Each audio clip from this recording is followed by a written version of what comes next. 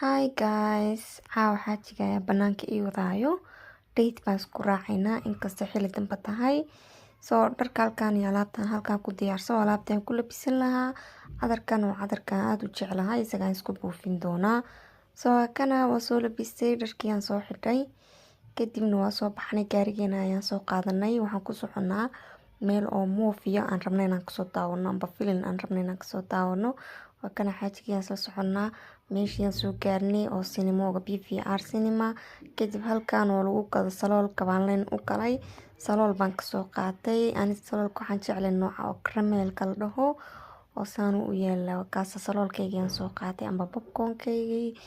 Kadibna dibay kana aniga wajigeygina waa kana. Kadibna waxaa soo galnay meeshii movie-dan ka fiirsan lahayn. Waa kaasa haddana waxa waaye saloolkaygii iyo chips yar oo soo iibsaday baa ku enjoy karaynaya. Bye bye.